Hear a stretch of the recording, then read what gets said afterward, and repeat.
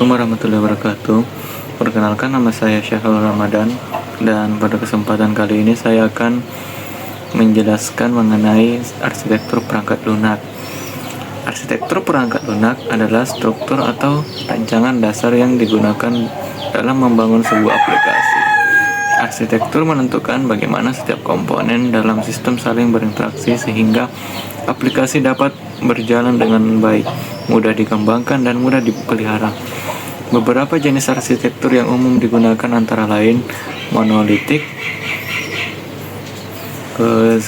Arsitektur monolitik adalah aplikasi yang seluruh fitur dan fungsinya berada dalam satu kesatuan program.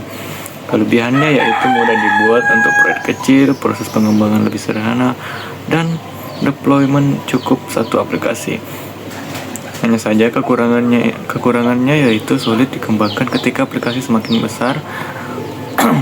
Jika suatu bagian mengalami masalah, seluruh aplikasi bisa terganggu dan sulit dikerjakan oleh banyak tim secara bersamaan. Contohnya adalah aplikasi akademik sederhana yang hanya memiliki satu server dan satu basis data. Yang kedua yaitu microservice. Microservice adalah arsitektur yang membagi aplikasi menjadi beberapa layanan kecil yang saling berkomunikasi melalui API. Sebagai contoh, aplikasi toko online terdapat layanan terpisah untuk login pengguna, produk, pembayaran, serta pengiriman. Kelebihannya yaitu mudah dikembangkan dan setiap layanan dapat diperbarui tanpa mengganggu layanan lain. Cocok untuk aplikasi berskala besar. Kekurangannya yaitu lebih kompleks, membutuhkan pengolahan server dan komunikasi antar layanan. Dan saat ini banyak perusahaan besar menggunakan microservice karena lebih fleksibel. Baik, sekian dari saya. Baik, Assalamualaikum warahmatullahi wabarakatuh. Perkenalkan, nama saya Muhammad Taryanto dengan NIM 241011099, kelas IK 4C. Pada kesempatan ini saya akan menjelaskan mengenai pengendalian version control menggunakan Git. Dalam pengembangan perangkat lunak, seringkali sebuah proyek dikerjakan oleh lebih dari satu program, agar setiap perubahan pada kode dapat tercatat dengan baik dan tidak saling menimpa.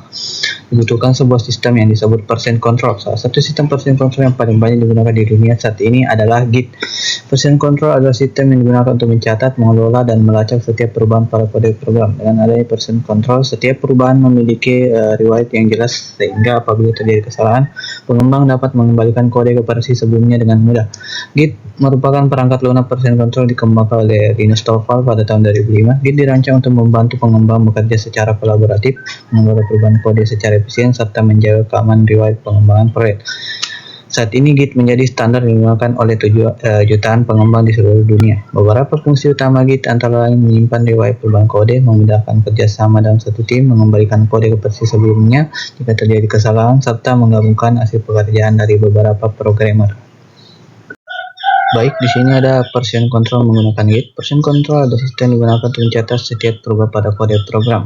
Salah satu aplikasi version control yang paling populer adalah Git. Git membantu programmer bekerja secara bersama-sama tanpa khawatir kehilangan perubahan yang telah dibuat.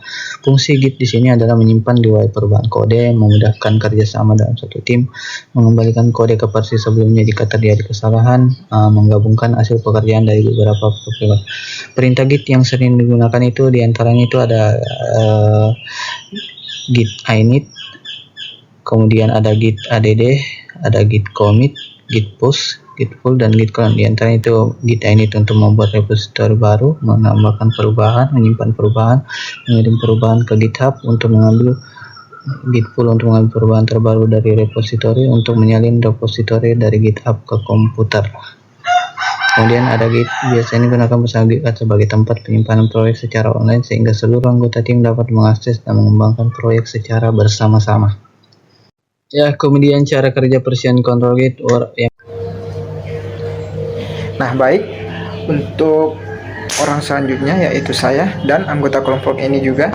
Ya, perkenalkan, nama saya Muhammad Al-Fatih Saifuddin dan yang akan membahas manajemen proyek. Baik. Nah, baik, kembali lagi dengan saya Muhammad Al-Fatih Saifuddin yang akan membacakan secara singkat yaitu mengenai dengan manajemen proyek. Nah, manajemen proyek ini adalah proses mengatur jalannya sebuah proyek agar dapat selesai dengan tepat waktu. Nah, ini juga Selain dengan tepat waktu, itu harus sesuai dengan anggaran dan juga mencapai tujuan yang telah ditentukan. Nah, ini itu ibaratnya itu sebuah perjalanan. Manajemen proyek ini berfungsi sebagai peta kita agar tim tidak berkehilangan arah. Nah, jadi dalam pengembangan perangkat lunak terdapat beberapa tahapan utama, yaitu perencanaan, analisis kebutuhan, perancangan sistem, implementasi atau penulisan kode, dan pengujian dan juga dengan pemeliharaan. Nah, setiap tahap memiliki peran penting agar aplikasi yang dibuat berkualitas dan sesuai dengan tahapan pengguna atau juga kebutuhan-kebutuhan pengguna. Nah, saat ini metode yang paling banyak digunakan adalah Agile. Kenapa? Karena ini berbeda dengan cara kerja yang kaku. Agile juga ini membagi proyek menjadi beberapa tahap kecil sehingga tim dapat bekerja lebih cepat, berkolaborasi dengan lebih baik, serta mudah menyesuaikan jika ada perubahan dari pengguna. Jadi dapat disimpulkan bahwa manajemen proyek bukan hanya tentang mengatur jadwal, tetapi juga memastikan setiap anggota tim dapat bekerja secara efektif hingga menghasilkan perangkat lunak yang berkualitas. Nah, cukup sekian dari saya untuk anggota.